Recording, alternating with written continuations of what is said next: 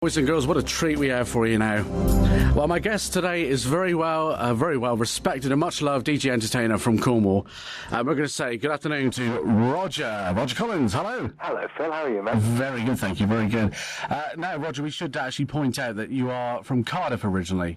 That's right. A Welsh boy through and through. So, have you been down in Cornwall for how long have you been down here roughly? About 25 years. Is it 25 years? Yeah, a long time. Wow. Well, I'm sure. I know we've got a few people listening in from the Berkeley era, and you weren't at the Berkeley. Well, I actually went to Berkeley for 12 years. 12 years.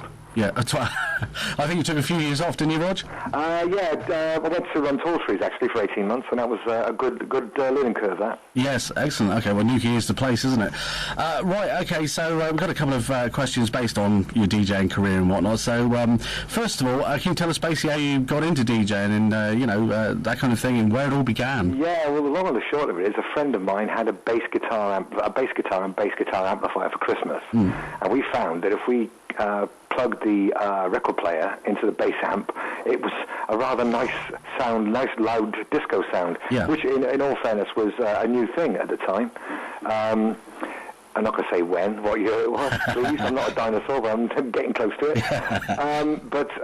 So we quite soon decided to get another record player exactly the same and stick it into the other channel of the bass amp, and next thing you know, we had a mobile disco. Excellent. And it became very popular because all our friends were having parties, and then we were invited to do weddings, and that's really how you get into it. And it was just like by accident. That's all it was, really. Wow. Do you actually remember the first record you played as a DJ? Yeah, I do, actually, with great pleasure. Here we go. Now you're going to tell my age if your listeners are that clued up. It was actually Rocket Man by Elton John. Oh, right. So that's quite a few years ago. Was it? Do you still have it? Yeah, I still do, actually. Yeah. Not framed, and I think it's still here somewhere. You should frame it, shouldn't you, Rog? Should do. Yeah, 7-inch vinyl. Oh, yeah, definitely. Yeah. Good old stuff. Just out of interest, how did you find the transition between, obviously, the vinyl and to CDs and laptops? Well, no, I'll be honest, I found it very difficult. I was one of the last stalwarts, actually, to go from vinyl to CD. Yeah. I was given a CD player on Apro, a professional one, that is, a double CD deck on Apro to see if I could get on with it, and it was quite a strange transition. We decided to go with it because that was obviously the future was upon us, so we had to do something about it. But then you had vinyl on one hand and CD on the other. Yeah. You know, not everything, but I'm glad to say now I'm all CD, when in fact I'm all digital now. Are you? Yeah. Yeah, I've noticed because I've been up to your club that you own now, which is Club Eclipse in Bodmin. Which is all computer based. We don't use a laptop now; it's a mainframe. All right. And it shows videos as well. So we are virtually 98% computer driven now. Okay. Right, moving on. Let's talk about a little bit about stage work, because I'm sure over the years you've done lots and lots of different stage work, i.e. stripograms and hens and parties and all sorts of stuff. Could you tell us about some of the odd games, or a mucky game, but obviously keep it clean? Is there any stick in your mind? Yeah, I like to twist it a bit, and my favourite one used to be getting men to put tights on. And it's not a mucky game, but they've got to take their pants off to do that, obviously. And that used to be hilarious, because the girls used to think it was a laugh. I used to use the excuse, let's see why it takes a woman 2 hours to get ready for a night out. And I say, right, first guy to put a pair of tights on wins the prize. And it's quite funny. Yeah, was it you, Roger, that used to get two lads up and get a pint of beer and something to do with their socks? Was that? Oh yes. Was that you? We used to do a different version, and that is we used to get them. They put the sock over the pint and drink it through the sock. It's the competition that a lot of people do, but I used to make it more interesting and get them to swap pints, so they were drinking beer through their partner's sock or whatever. Yeah, oh my goodness! Not nice at all. Anything for a free drink, eh? You got it. Oh my goodness! Now, obviously, you've worked in the club scene for quite a while. When you did, obviously, you've done functions as well, like weddings and private functions. Would you say you preferred either the club scene or the wedding scene, or is it all the same? I don't know. It's very difficult. I think the nice thing about being in a club scene, being a resident DJ as a club, is you've got to be aware that you mustn't play the same music every week. Yeah. I think if you're on the road as a mobile and you get sort of a sequence, if you like, or a party set that works well, you play that every party you go to if it's the right party for it. Yeah. So I'm glad to be, and I think also that my style of DJ, and I'll play you know, I could play hard house one minute, and next minute I'll be playing the Beatles, which you can't really do at a mobile disco. You can't play the top dance tunes, can you? Yeah. And I still like to regard myself as a club DJ rather than, well, a party club DJ rather than just a mobile DJ.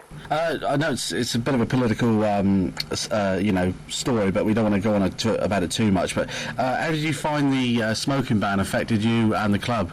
Well, we're very lucky in as such because we looked at it and we had three options. We could actually do nothing at all, which I'm afraid a lot of places did. We could make a basic effort by putting a small shelter outside the front door, which means that people would have to be hand-stamped, or we could go the full hog and make a separate area for the smokers. And the cost-wise, it wasn't that much more expensive than putting a shelter out the front, so that's what we did. We put a fence up, made a courtyard, and now I think we've got one of the nicest smoking areas, so the customers don't feel antisocial. Yeah. I've seen your smoking area at the club in Bolton. It's very large and spacious, and lots of nice seating. People could take their drinks outside and have a smoke and a drink, and there's no limit. Yeah. You know, there's no hand stamping. You know, they can come and go whenever they want, and that's other clubs aren't doing that. Yeah. And I think that makes it a bit better, you know.